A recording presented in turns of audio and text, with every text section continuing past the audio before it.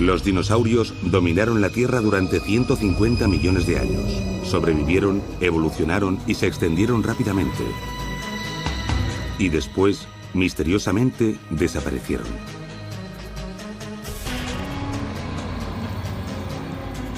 Para descubrir el motivo, los científicos exploran el vacío del espacio exterior. Remueven las cálidas arenas del desierto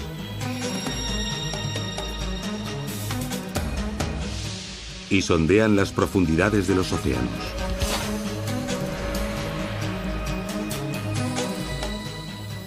Algunos creen que la respuesta está atrapada en pedazos de ámbar. Miren donde miren, encuentran indicios claros sobre cómo una vez los dinosaurios dominaron la Tierra y después desaparecieron.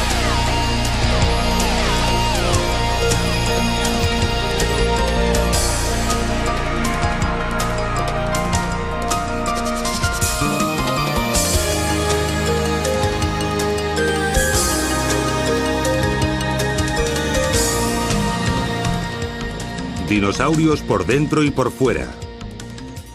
Y después desaparecieron. Hace 65 millones de años el mundo estaba lleno de dinosaurios. Pero entonces sucedió un desastre inimaginable.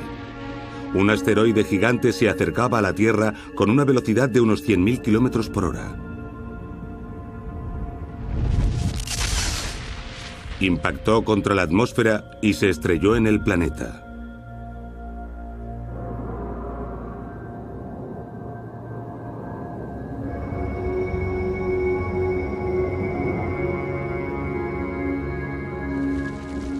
Pedazos de roca candente fueron lanzados a miles de kilómetros, causando muerte y destrucción. El humo y el polvo formaron una nube gigante que envolvió la Tierra, tapó el sol y empapó la Tierra de mortífera lluvia ácida. El planeta se sumió en una oscuridad helada. Se interrumpió la fotosíntesis y la vegetación fue desapareciendo. En la penumbra, los dinosaurios herbívoros se murieron de hambre y los carnívoros pronto corrieron la misma suerte. En una catástrofe terrible y repentina acabaron los 150 millones de años de reinado de los dinosaurios.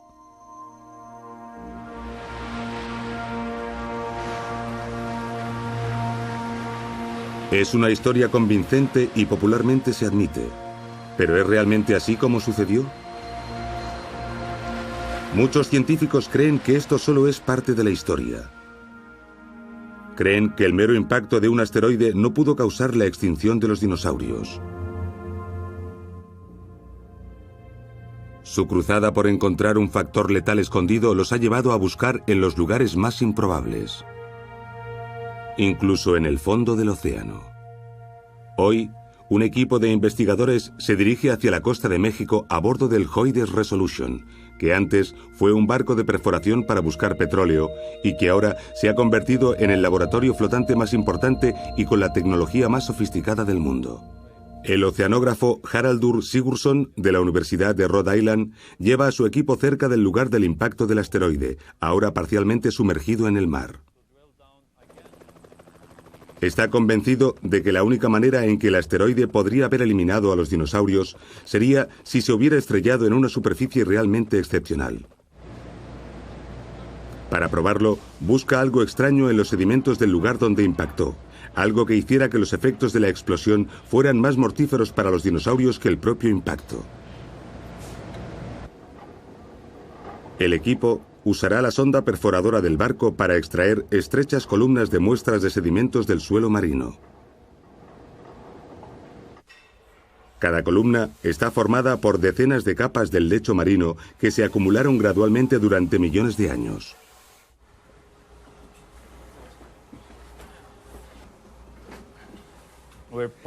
Pretendemos hacer perforaciones en unos cuantos lugares del Caribe, de donde extraeremos muestras del suelo marino, hasta unos 1500 metros de profundidad, que nos proporcionarán más información sobre el proceso del impacto de este gigantesco asteroide y los efectos medioambientales que causó.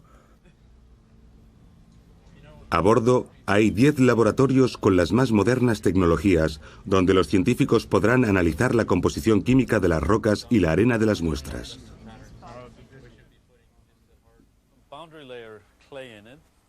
Queda mucho por hacer, pero cuando terminen, tal vez Sigurdsson tenga ya la respuesta a la desaparición de los dinosaurios.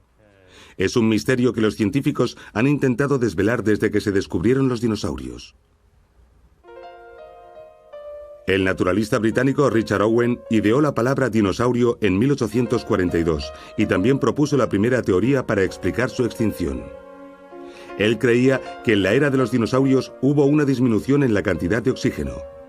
Los dinosaurios sobrevivieron porque eran reptiles lentos. Entonces, por alguna razón, aumentaron los niveles de oxígeno, lo que favoreció a los mamíferos que se movían con más rapidez y los dinosaurios se extinguieron. Pero la teoría de Owen era poco más que una conjetura, y como Darwin aún no había publicado su teoría evolutiva, la mayor parte de los contemporáneos de Owen creían en una idea más sencilla, que los dinosaurios habían sido exterminados por el diluvio bíblico. A medida que la ciencia iba progresando, los geólogos encontraron pruebas de muchas inundaciones y catástrofes en la historia de la Tierra, a todas las cuales los dinosaurios sobrevivieron.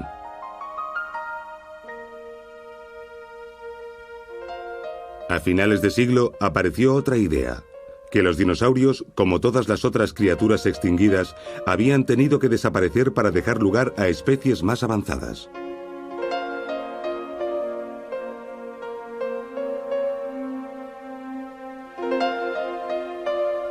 A lo largo del siglo XX han surgido y desaparecido muchas teorías. Sin embargo, todas tenían una cosa en común con las ideas anteriores. No había ninguna prueba irrefutable que las apoyase. Entonces, en 1978, en un cañón de piedra caliza en la Italia central, un geólogo llamado Walter Álvarez hizo un descubrimiento que sacó la extinción de los dinosaurios del terreno de las conjeturas. Álvarez descubrió una extraña capa de arcilla, oscura y delgada, entre dos capas de sedimentos que databan aproximadamente de 65 millones de años atrás. Bajo esa extraña arcilla hay piedra caliza del Cretácico, un período de esplendor para los dinosaurios. Encima encontramos el período terciario, cuando todos los dinosaurios y muchas otras formas de vida desaparecieron. Ya que divide estos dos períodos geológicos, esta capa es conocida como el límite KT.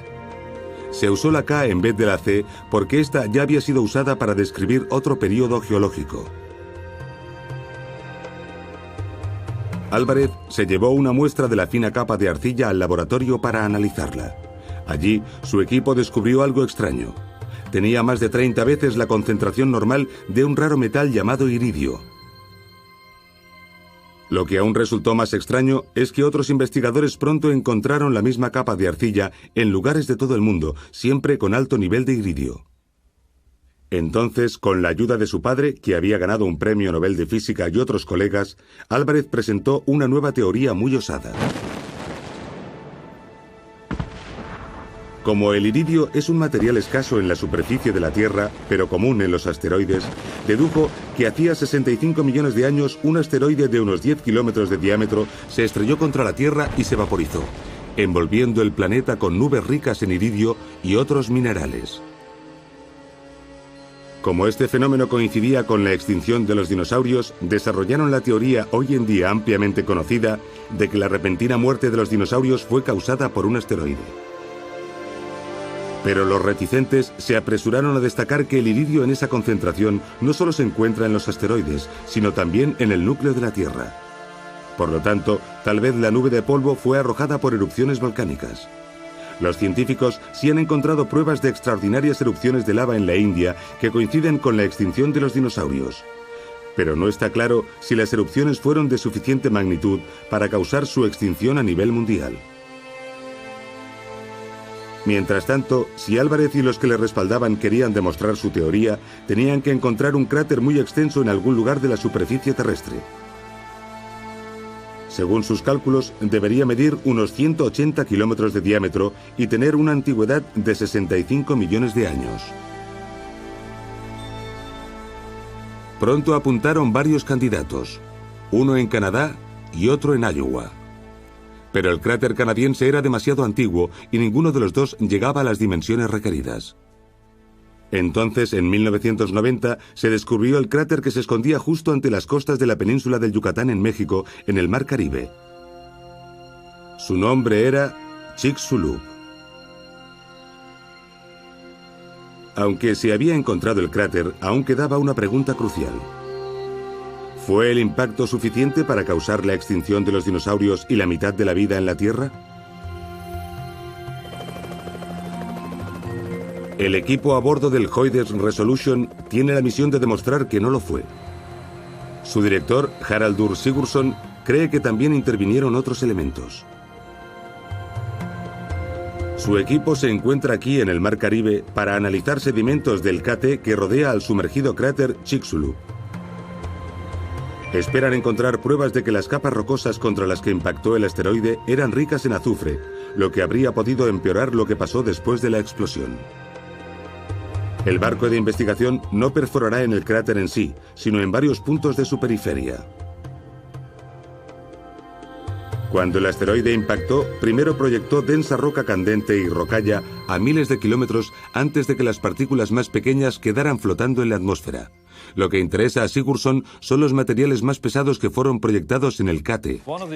Uno de los objetivos de nuestra expedición es perforar el suelo marino del Caribe para recuperar material de la capa límite de los sedimentos que fueron proyectados por ese formidable impacto. El equipo de perforación introduce un tubo de varios cientos de metros de largo a través de un agujero en el fondo del barco. Al final del tubo se encuentra una cabeza perforadora con dientes de carburo de tungsteno que pueden abrirse camino en la roca. Una boya envía ondas sonoras al barco, guiando el tubo perforador hacia un cono ya implantado en el fondo marino.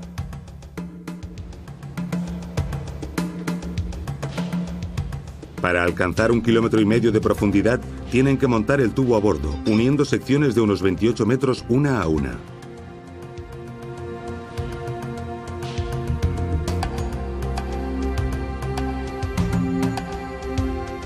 La arena y las capas de roca del fondo marino quedan atrapadas en el interior del tubo y forman una muestra que los científicos estudiarán.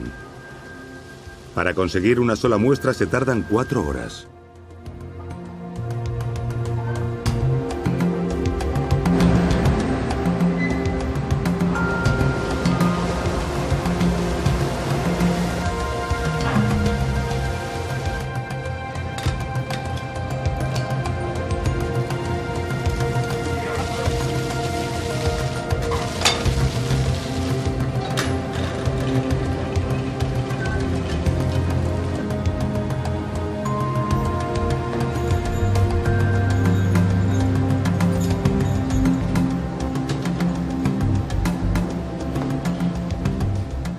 Cuando recojan el tubo hasta la superficie, la muestra tendrá las mismas capas, en el mismo orden que la roca del suelo marino. Pero el límite KT que están buscando es delgado, lo que lo hace extremadamente difícil de localizar en 1,5 kilómetros de agua. ¿La encontrará el equipo? No hay manera de saberlo hasta que la muestra llegue al laboratorio.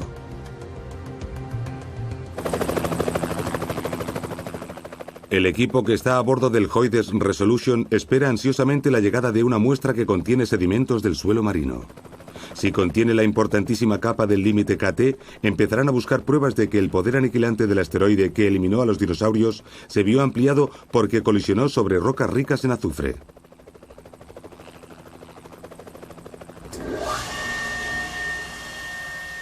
Después de recuperar la muestra y cortarla en secciones más manejables, se parte por la mitad con esta máquina.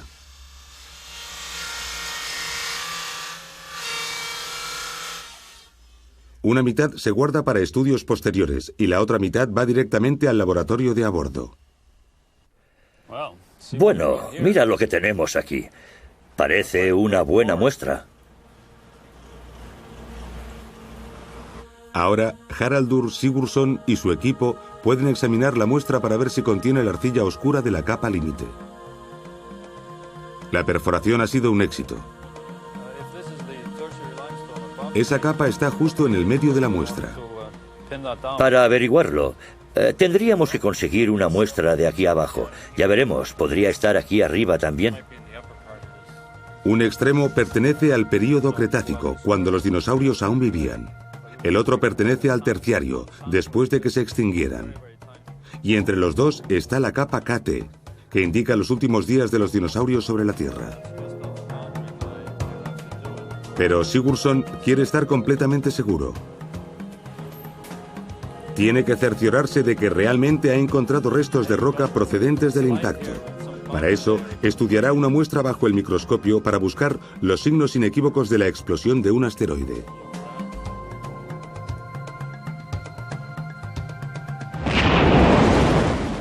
La energía de una explosión de ese tipo es enorme. Derrite la roca con la que choca. Gotas de roca líquida son despedidas hacia el cielo. Esta roca derretida se enfría cuando llega al suelo y algunas de las gotas se convierten en pequeños cristales o tectitas que caen como lluvia sobre todo el planeta. Al mismo tiempo, la explosión rompe el cuarzo de una manera muy característica. Se llama cuarzo colisionado. Bajo el microscopio encuentran este tipo de cuarzo. Se ven claramente los cortes y las grietas causadas por la explosión. Entonces encuentran los cristales característicos, las tectitas. Estos dos descubrimientos demuestran que han dado con el material proyectado por el impacto. Ahora, Sigurdsson y su equipo ya pueden empezar a analizar el contenido de azufre de las tectitas. Un riguroso análisis químico demuestra más adelante que Sigurdsson ha encontrado lo que quería. Las tectitas contienen un alto nivel de azufre, lo que indica que el asteroide impactó contra un sedimento rico en yeso.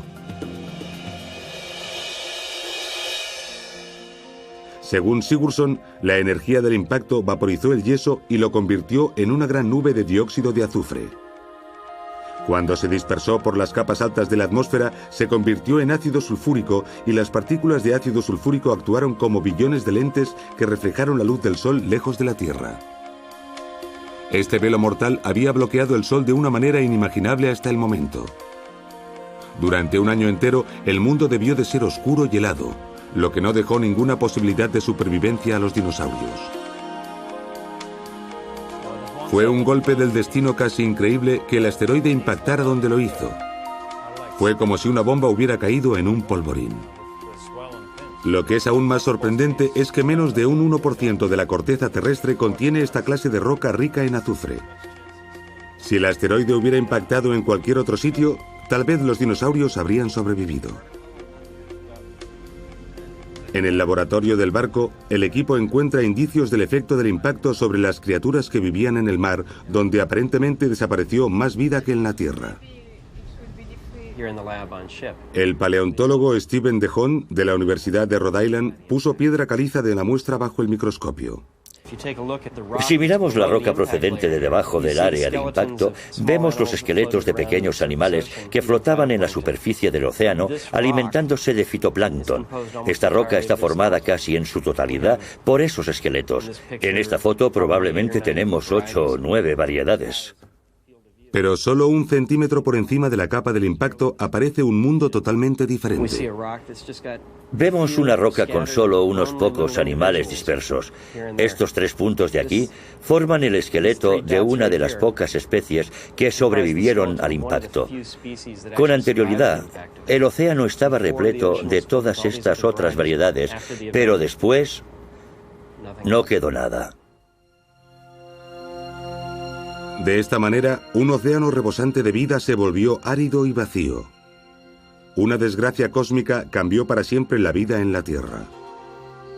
Para Sigurdsson, todo esto se une para demostrar que un enorme asteroide chocó contra un suelo formado por sedimentos ricos en azufre y eliminó la vida anterior en la Tierra en un instante. Está claro que los dinosaurios no tuvieron ninguna posibilidad de sobrevivir en las duras condiciones que siguieron al impacto. Pero ¿hasta qué punto estuvo el asteroide a punto de destruir toda la vida de la Tierra?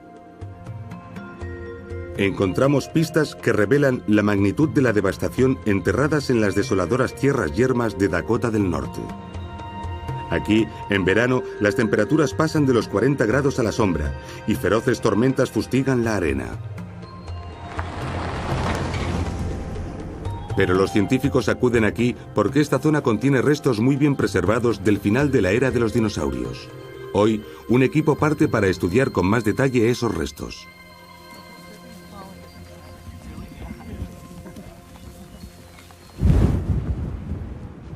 A la cabeza está Kirk Johnson, un paleobotánico del Museo de Historia Natural de Denver. Está aquí para observar los fósiles de plantas. Un asteroide capaz de matar a los dinosaurios tendría que haber causado también estragos en la vida vegetal. En las rocas no le cuesta mucho encontrar la delgada capa de arcilla oscura que marca el impacto, el límite KT. Esta capa delgada de aquí, que mide aproximadamente 1 centímetro, esta de aquí, de color entre gris oscuro y negro, parece que se depositó en menos de un año, y parece ser que es la capa resultante del impacto de un asteroide en México. Una vez identificada la capa del impacto, Johnson y su equipo buscan fósiles vegetales. Según él, de hecho, pueden aportar más información que huesos de dinosaurio. Las plantas que crecieron con los últimos dinosaurios nos cuentan más sobre el final del periodo Cretácico que los dinosaurios, porque las plantas son una parte integral del paisaje. Si salimos al campo, ¿qué vemos? No vemos montones de animales corriendo por ahí, vemos vegetación, arbustos, árboles y plantas. Para saber con claridad lo que le ocurrió a la vegetación en el límite KT, el equipo debe encontrar una amplia muestra de plantas fosilizadas. Tenemos que reconstruir, recrear el mundo del final del Cretácico antes de que fuera destruido. Y para ello intentamos reconstruir la vegetación, el paisaje, el entorno del final del Cretácico, entender su clima.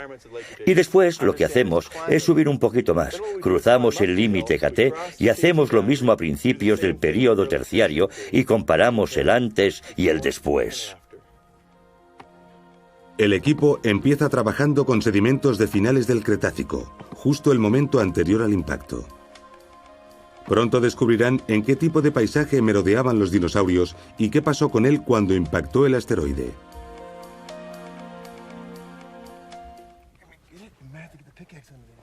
Comparando fósiles de plantas de debajo del estrato del límite KT con los que encuentren más arriba, el paleobotánico Kirk Johnson y su equipo esperan descubrir el poder destructivo del asteroide que causó la extinción de los dinosaurios. Una vez abiertas y examinadas, las blandas rocas de finales del Cretácico revelan una gran variedad de hojas fosilizadas. Las impresiones de plantas que una vez ofrecieron comida y sombra a los dinosaurios quedan expuestas por primera vez en millones de años. La mayoría son de hoja ancha, como si pertenecieran a las familias de los aguacates, la canela y las flores de lotus. Y todas las muestras son especies subtropicales. Aparece incluso una palmera. Esto es una hoja de palmera de 66 millones de años de antigüedad. Eso significa que estamos viendo un fósil que fue un árbol hace 66 millones de años. Y eso implica que hace 66 millones de años en Dakota del Norte no hacía frío. En invierno hacía calor y también en verano. Era un clima subtropical. En los últimos tiempos de los dinosaurios, esta parte de Dakota del Norte era un bosque frondoso.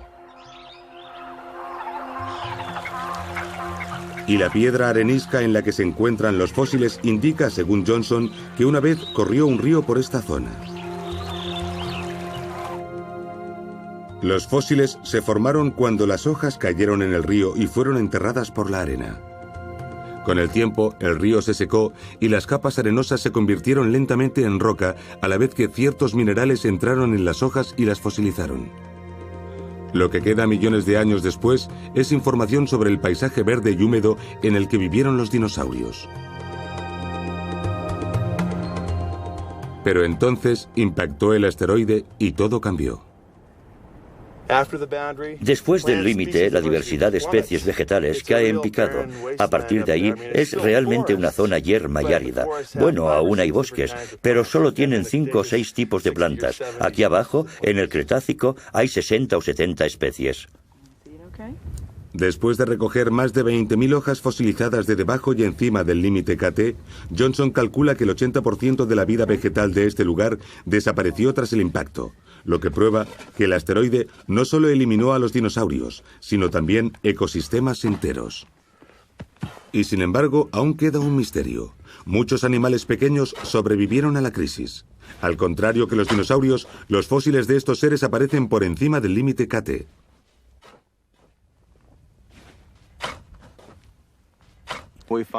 Encontramos a nuestros cocodrilos, caimanes, tortugas, serpientes, lagartos y mamíferos y aves, ranas, pero todos eran animales pequeños. Y una cosa que todos los animales pequeños comparten, aparte del tamaño, es que tienen poblaciones muy numerosas.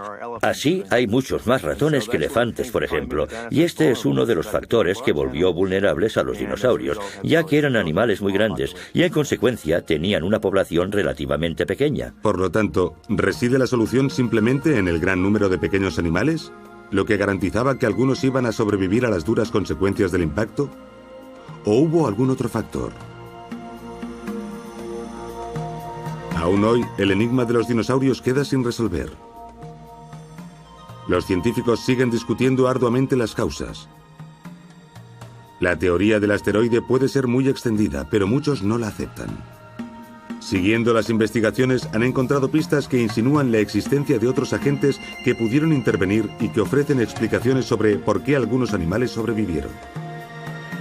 En el Museo Tate, en Casper, Wyoming, uno de los pensadores más importantes de la paleontología, Bob Baker, ha creado su propia teoría. Nosotros, los científicos que estudiamos los dinosaurios, tenemos una fijación con el KT. Hay conferencias sobre él, libros, programas de televisión. En cierto modo, eso es un error, porque si queremos saber por qué los dinosaurios se extinguieron al final del Cretácico, tenemos que contextualizarlos. Esa no fue la única vez que un ecosistema desapareció. Hubo 10 o 15 veces más. Tenemos que estudiar el KT, comparándolo con el final del Jurásico, del Triásico, del Primario y también con las extinciones de después del Cretácico. Y descubriremos quién mató al Tyrannosaurus Rex. Aparte de la de los dinosaurios, al menos ha habido otras 5 extinciones masivas a lo largo de la historia del mundo. De hecho, la extinción parece ser lo más común. Muchos científicos están de acuerdo en que el 90% de las criaturas que han vivido alguna vez están hoy extinguidas. Estudiando estas extinciones masivas, Baker descubrió que todas tenían algo en común. Usa la extinción del Jurásico como ejemplo. Al final del Jurásico, este sistema cambió radicalmente. Los alosauros extinguieron su presa. Los brontosauros fueron exterminados casi en su totalidad. Los herbívoros estegosauros se hicieron muy infrecuentes. Hubo extinción en los océanos. ¿Qué lo provocó? El sistema de extinción es casi el mismo que encontramos en el límite KT, el final del Cretácico. De hecho, cada vez que hay una extinción, sucede del mismo modo. El perfil de la víctima es siempre el mismo. Son los grandes depredadores y los grandes herbívoros los que desaparecen. Habrá y hubo extinciones antes y después del Jurásico y todas tienen el mismo modus operandi. ¿Quieren saber por qué se extinguieron los dinosaurios? Pues tenemos que encontrar al asesino en serie que ataca los ecosistemas terrestres. ¿Qué causó la muerte de los grandes dinosaurios al final de ambos periodos?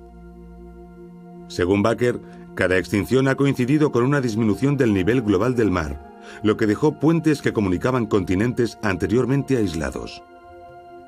Los dinosaurios que vivían en una zona concreta pudieron entonces extenderse con facilidad a otros continentes, pero se llevaron con ellos enfermedades latentes de sus propios hábitats.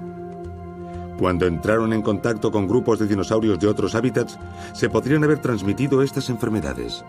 Sin inmunidad a ellas, un grupo entero podía morir a causa de una epidemia y al final poblaciones enteras podrían haber desaparecido. Pero, ¿y qué pasa con los animales más pequeños? Según Baker, a los grandes dinosaurios les era fácil desplazarse a grandes distancias por los puentes creados, pero era muy difícil para los animales pequeños, ya que incluso un riachuelo podía detener su marcha. Sin los grandes dinosaurios, a los que quedaron se les abrieron nuevas posibilidades. En las montañas de Como Bluff, Wyoming, Baker ha encontrado indicios de la existencia de supervivientes de la extinción jurásica que muestra un esquema similar al de la extinción del límite Kt. La extinción de los dinosaurios al final del Jurásico fue una oportunidad para los otros animales. Los que vivían en el agua, las tortugas o los cocodrilos, recibieron el acontecimiento con alegría. La evolución de las tortugas se acelera durante este periodo de extinción, y los animales pequeños y peludos también se alegraron. Los de nuestra clase, los mamíferos, también se aprovecharon de esa oportunidad. Por lo tanto, cada vez que hay una extinción, se crean más oportunidades para los supervivientes.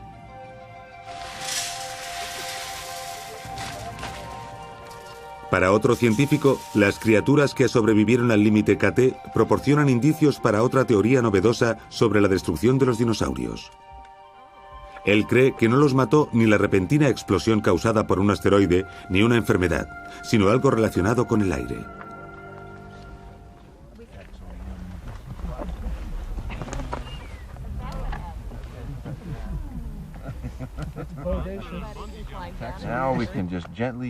El paleontólogo Keith Rigby de la Universidad de Notre Dame va todos los veranos a las tierras yermas de Montana a la caza de fósiles. Lo que aquí encuentra nos cuenta una historia diferente sobre la extinción de los dinosaurios hace 65 millones de años. Estamos en lo que algunos llaman el límite Kt, esta veta negra en la roca, justo aquí.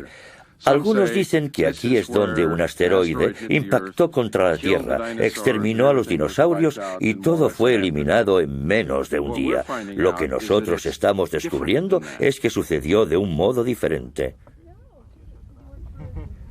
Los asombrosos indicios que ha encontrado son el resultado de un monumental trabajo en equipo.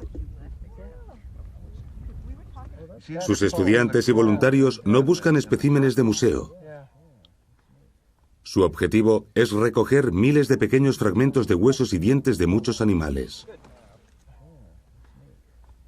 Estos harán posible que Rigby se haga una imagen de poblaciones enteras de animales. Él cree que investigar el cambio de estas poblaciones con el tiempo es la mejor manera de estudiar la causa de su extinción.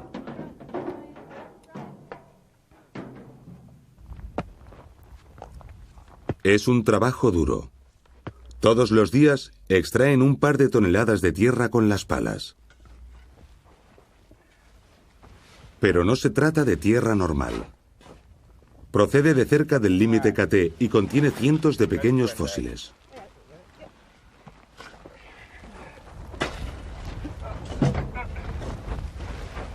Algunos de los sacos se llenan con sedimentos sacados de debajo del límite en el período Cretácico y otros contienen sedimentos de encima, en el Terciario. Cada uno se etiqueta cuidadosamente.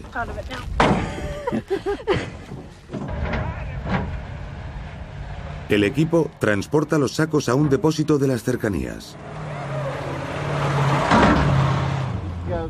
Aquí se vacía su contenido en cedazos.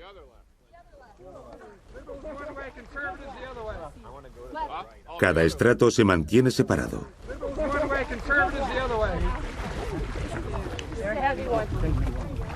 Ahora ha llegado el momento de dirigirse al agua.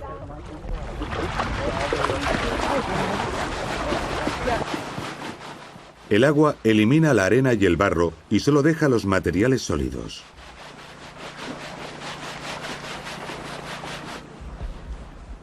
En su mayoría se trata de rocas, pero también se encuentran diminutos fósiles de huesos y dientes rotos.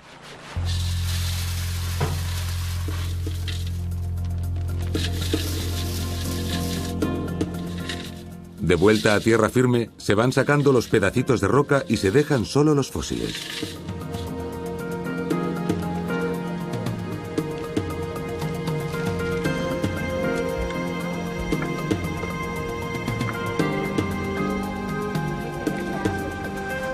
Encontrar estos fragmentos es la parte más ardua del trabajo. El truco está en saber cuáles son roca y cuáles fósiles, lo que precisa de muchas dotes de observación. Aunque los fósiles no parezcan muy importantes, hay muchos de una gran variedad de antiguos animales. No solo dinosaurios, sino también caimanes, salamandras, tortugas e incluso pequeños mamíferos. De vuelta en el laboratorio, se separan los huesos según fueran encontrados en las capas del Cretácico o del Terciario. Entonces se organizan por especies. Esto dará a Rigby una idea sobre qué animales sobrevivieron el acontecimiento del límite KT y cuáles no. Analizando el destino de una gran variedad de animales, Rigby crea una especie de retrato de todo el mundo viviente en los períodos del Cretácico y el Terciario. Si hubo una catástrofe repentina, debería quedar reflejada como un cambio brusco en el número y tipo de los fósiles de muchas especies en el límite KT. Pero de hecho, Rigby ha descubierto justamente lo contrario. Su trabajo muestra que la extinción de los dinosaurios sucedió paulatinamente, demasiado para que un asteroide fuera la causa y que ya hacía tiempo que había empezado cuando impactó el asteroide. Y lo que aún es más sorprendente es que Rigby descubrió que los animales más pequeños que se extinguieron en la época del impacto lo hicieron gradualmente, no de un modo repentino. Al mismo tiempo, otras especies sobrevivieron sin sufrir daño alguno y aún más asombroso, los pequeños mamíferos empezaron a diversificarse y a extenderse. Por tanto, aunque Rigby acepta que un asteroide impactó en la Tierra hace 65 millones de años, está convencido de que ya otros factores habían puesto en marcha el mecanismo de extinción. De hecho, según Rigby, toda la idea de una extinción repentina puede resultar equívoca por lo que se ve en los sedimentos. Una capa que marque una extinción puede tener tan solo 2 centímetros de ancho, pero puede representar decenas de miles de años. En los estudios geológicos hemos visto muchas extinciones. Aparecen repentinamente, pero completar el proceso lleva decenas o centenares de miles de años. Se necesita tiempo. En la historia geológica es un hecho repentino, pero en nuestro marco de referencia, el tiempo de nuestras vidas son muchas generaciones. 10.000 años, 100.000 años condensados para parecer algo repentino en la historia geológica, pero que son un período de tiempo muy largo en realidad. Pero si la extinción de los dinosaurios ya había empezado mucho antes de que impactara el asteroide, ¿qué la causó? Rigby y sus colegas han propuesto una respuesta audaz y controvertida. Él cree que la solución se encuentra dentro de trozos de ámbar. Pero esto no es Parque Jurásico. No está intentando resucitar a los dinosaurios. Quiere entender por qué desaparecieron. El ámbar está formado por resina de pino endurecida. La resina es una sustancia protectora que se encuentra en la superficie de los árboles. Es pegajosa y resbala por el árbol, atrapando insectos, suciedad e incluso burbujas de aire. Con el tiempo se solidifica y conserva todo lo que tiene dentro. En su forma fosilizada recibe el nombre de ámbar. El equipo de Rigby ha extraído pedazos de ámbar conservados en capas de rocas del Cretácico, el último período de los dinosaurios. Están buscando pedazos de ámbar que contengan burbujas de aire atrapadas en su interior. Creen que esas burbujas contienen el aire que respiraban los dinosaurios hace millones de años. Los indicios que hemos encontrado hasta ahora son increíblemente interesantes. Hemos descubierto que la atmósfera de los últimos dinosaurios era drásticamente diferente de la que tenemos hoy. ¿Es posible que el aire que respiraban los dinosaurios fuera diferente al nuestro? Para saberlo, Rigby manda los pedazos de ámbar de sus excavaciones a un laboratorio de Denver. Allí, Gary Landis, un geoquímico de la Oficina de Estudios Geológicos estadounidense, liberará el aire de las burbujas por primera vez en millones de años. Es realmente emocionante, algo fenomenal. Quiero decir que coger un trocito, una cápsula que contiene aire de hace 60, 70, 100 millones de años, es fenomenal y profundamente impactante. Pero ¿cómo puede estar seguro de que el aire de las burbujas es en realidad tan antiguo? El antiguo aire podría haberse escapado y ser sustituido por aire nuevo. Para asegurarse de que el ámbar no deja escapar el aire, Landis ha diseñado una prueba. Primero, puso muestras de ámbar en un reactor nuclear. La radiación convierte el potasio, que es un elemento constitutivo del ámbar, en gas argón. Las moléculas de argón son más pequeñas que las moléculas de oxígeno y no reaccionan con el ámbar. Por eso el argón escaparía del ámbar con más facilidad que el oxígeno.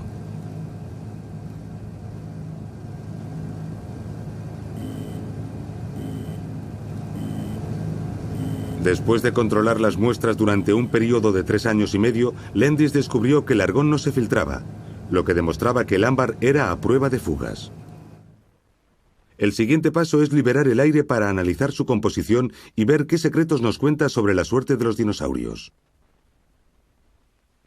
Para hacerlo, Landis pone ámbar del Cretácico en una cámara de vacío. Lentamente la máquina va rompiendo el ámbar, liberando el antiguo aire atrapado en las burbujas. Entonces, utiliza un espectrómetro de masa para medir los diferentes elementos del aire e identificar sus componentes. Los resultados demuestran que el aire que respiraban los dinosaurios a mediados del Cretácico estaba compuesto de los mismos elementos que el actual, pero había una diferencia crucial. La cantidad de oxígeno era mucho mayor. Era aproximadamente de un 35%. El aire que nosotros respiramos contiene solo un 21% de oxígeno. Analizando muestras de aire procedentes de principios del Cretácico y hasta nuestros días, Landis descubrió que los niveles de oxígeno han bajado gradualmente. Landis y Rigby creen que la bajada de los niveles de oxígeno fue lo que mató lentamente a los dinosaurios y a otras criaturas, incluyendo mamíferos. Su teoría incluye estudios recientes que sugieren que los dinosaurios carecían de diafragma y dependían de los enormes músculos de su pecho para flexionar sus costillas para respirar. El método no era muy eficaz, pero con una atmósfera rica en oxígeno no representaba ningún problema. Pero cuando el aire se empobreció, los dinosaurios empezaron a tener problemas para respirar. Eran incapaces de moverse tan rápido y de cazar a sus presas y convertirlas en comida. No tenían tantas posibilidades de migrar a nuevos pastos para buscar comida, para alimentarse, e incluso se podría especular que un animal que tuviera problemas para respirar lo suficiente para mantener su actividad normal estaría muchísimo menos interesado en el sexo y la reproducción.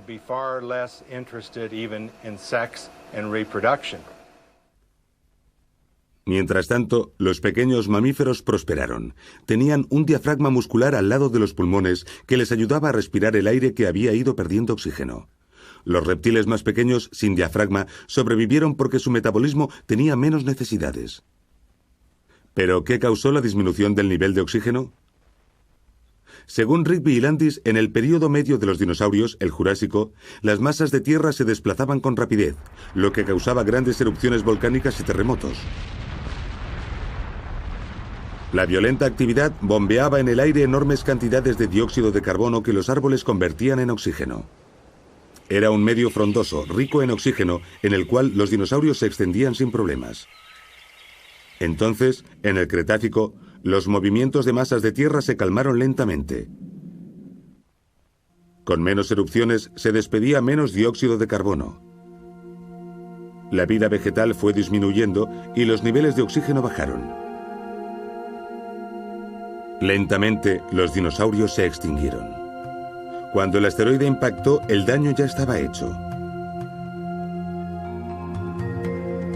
Aunque la teoría del oxígeno es controvertida, muchos paleontólogos están de acuerdo en que los cambios ambientales lentos y complejos contribuyeron a la desaparición de los dinosaurios. Incluso así, no se puede negar que los restos de dinosaurios desaparecen de los hallazgos de fósiles en el mismo sitio que marca el impacto de un asteroide. Este indicio sigue uniendo estos dos acontecimientos.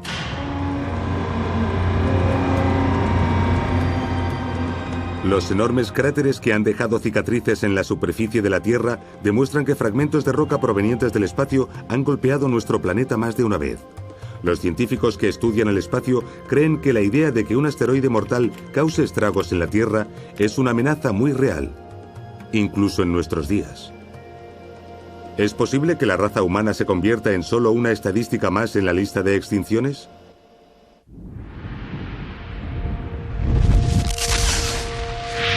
¿Sería posible que un asteroide gigante viniera volando del espacio y eliminara a la humanidad de la faz de la Tierra? ¿Estamos condenados a sufrir el mismo destino que los dinosaurios?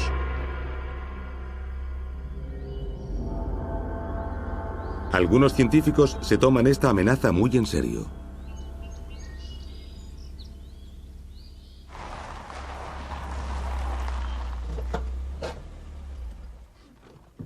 En el observatorio de Kitt Peak, cerca de Tucson, Arizona, Jim Scotty es uno de los astrónomos que trabajan en un proyecto llamado Space Watch.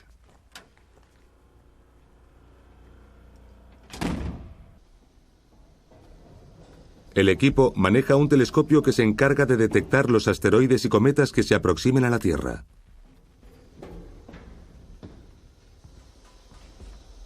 Scotty ha visto lo suficientes para estar preocupado. Para reconocer el desastre inminente lo antes posible, aplica nitrógeno líquido a su telescopio para minimizar la distorsión.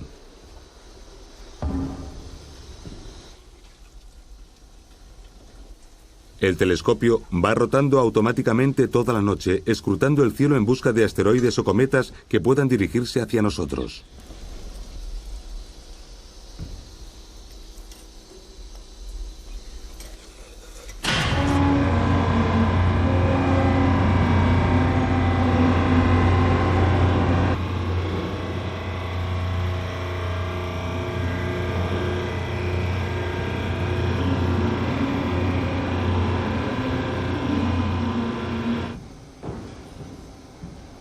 Una cámara electrónica muy sensible adosada al telescopio graba la imagen.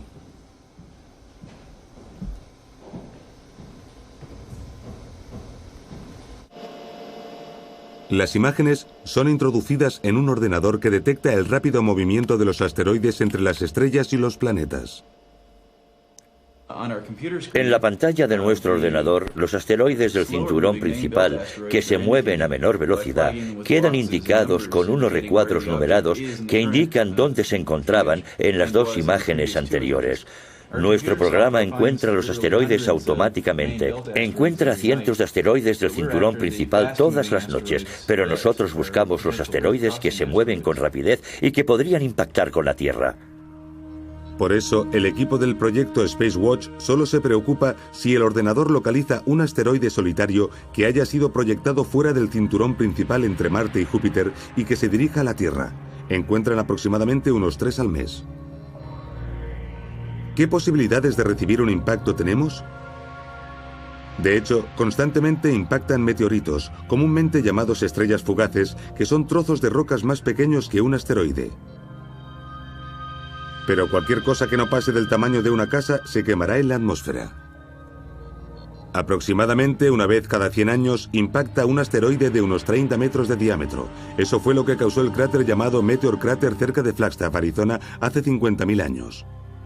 En cuanto a un asteroide de 10 kilómetros de diámetro como el que mató a los dinosaurios, afortunadamente los científicos creen que es un suceso muy poco frecuente, tal vez solo una vez cada 100 millones de años.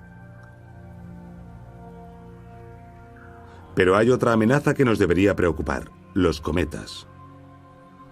Estas masas heladas no orbitan alrededor del Sol en un cinturón bien definido como hacen los asteroides. Muchos oscilan más allá del límite de nuestro sistema solar, más allá de Plutón. Se mueven deprisa y pueden aparecer del espacio profundo avisando con relativamente poca antelación. Y un objeto del tamaño del asteroide de los dinosaurios de unos 20 kilómetros de diámetro sería visible con la tecnología actual solo un año o dos antes de impactar. Los astrónomos vieron los fragmentos del cometa Shoemaker-Levy que se dirigía a Júpiter con solo 16 meses de antelación. En julio de 1994, sus telescopios observaron los impactos. El mayor fue igual al de una bomba de 1 millón de megatones y dejó una marca del tamaño de la Tierra. ¿Qué podríamos hacer si supiéramos de una amenaza tan semejante con solo unos meses de antelación? Con la tecnología actual no podemos hacer mucho. Hay muchas ideas sobre cómo nos podemos defender, cómo enviar una bomba nuclear al espacio para volarlo en pedazos. Pero no nos interesa hacer añicos el asteroide. Eso no nos ayudaría, porque el asteroide no se vaporizaría, sino que se convertiría en un montón de escombros que igualmente impactarían contra la Tierra. Quizá necesitaremos un sistema más sutil para desviar el asteroide, tal vez usando rayos de microondas o pantallas solares. Los científicos del Space Watch creen que tendríamos que intentar solucionar este problema. Los dinosaurios duraron más de 100 millones de años y sobrevivieron al menos a otro gran impacto. Pero durante todo ese tiempo nunca pensaron en idear un sistema para desviar asteroides, y ya vemos lo que les pasó. El impacto los dejó fosilizados. Incluso si los humanos hubiéramos estado allí en el tiempo de los dinosaurios para desarrollar tecnología de la Guerra de las Galaxias, quizás no habríamos podido salvarlos. Aunque muchos indicios sugieren que fue un asteroide el causante de su muerte, quizá los dinosaurios ya habían empezado a desaparecer, incapaces de adaptarse con suficiente rapidez a millones de años de cambio global. O tal vez murieron a causa de enfermedades. Por ahora, la extinción de los dinosaurios sigue siendo un intrigante misterio. Pero los científicos están aprendiendo más sobre las fuerzas de la naturaleza que fueron su causa. Tal vez algún día ordenarán todas las piezas y en ese proceso aprenderán más sobre el futuro que nos espera.